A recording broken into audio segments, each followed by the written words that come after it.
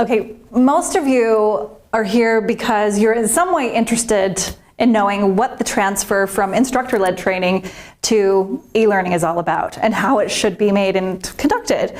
And here are some reasons why you might make this transfer from ILT to e-learning. And we know what those all are, but we might not think about that transfer the way we should. We might think of it like this, that we take all of these reasons why we should make the transfer from ILT to e-learning into this converter, and it's magically converted at the end. But it doesn't actually work that way. You take your existing ILT, you put it in, and a conversion is never a conversion.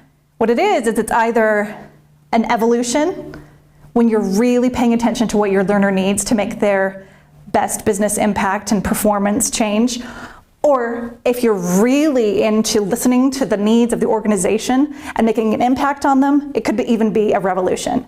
So when is it an evolution and when is it a revolution? Well, you start with this. What's your end goal? If your end goal in the training focuses on these three things, then you can make that business impact and the performance change that you need your learners to have much more easily and much more effectively. Focus on the impact that you need to make. High visibility, high impact for the business and the learners because they work in tandem. Innovation, not just for the sake of innovation, but innovation that actually solves the problem you need to solve most. And finally, scale. Can it grow? Can it condense according to what your learners need? Keep these things in mind as you decide, is the project I'm working on right now, can it be an evolution or is it even a revolution? So you got to put on the hat of Uncle Charles himself, Charles Darwin. How did Charles Darwin think? Think of the questions that he asked. What's the environment your existing ILT was built in? What's the environment it needs to be in? What's the environment that your learners are in? And what hardships or what difficulties are they facing that you need to design for? And he asked the question about natural selection. What is fittest to survive, to remain in the existing ILT? And how does it need to evolve into an e-learning so that it can be fit to survive? Just like the finches did. They had to change to survive or else they would become extinct. And some of your ILT will need to go the way of the dodo and will need to become extinct. Think about this, for example. This was an existing ILT that came to us. And this was a hub that the instructor-led trainer referred his students to. And these different points along this learner journey that went along with the ILT would give them different resources and such. And so this client came to us and said, we need a conversion. We need to convert this from Flash to HTML5. And we really listened to them and talked with them some more and realized there's no such thing as a conversion, right? What you need is an evolution. So we evolved into asking them questions, giving the learners activities that would actually inform their business impact and the learner transformation that needed to be made so that behavior change was made. So we gave that client much more than they asked for, but it was the evolution that they needed. Now ask yourself, when can it be a revolution?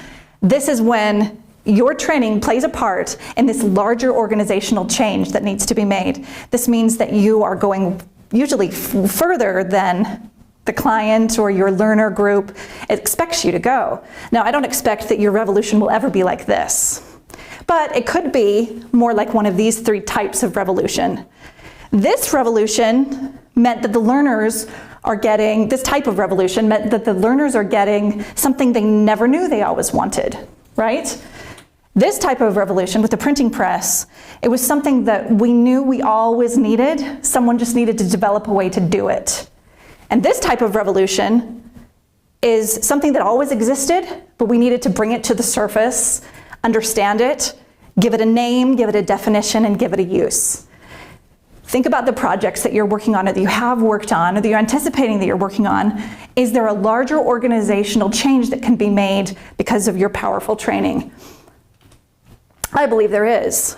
Training is much more than just this one discrete event that happens. It can have a much wider impact.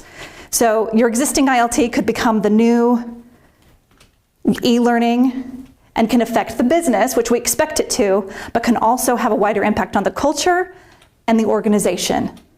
An example of this was a recent client that we had, and when we looked at all of their instructor-led training material, it looked a little bit like this. the different instructors and department heads and HR representatives all had their own PowerPoints and videos and podcasts and articles for their learners to read. They had a different approach to the topics at hand, and their repository of instructor-led material looked a little bit like this.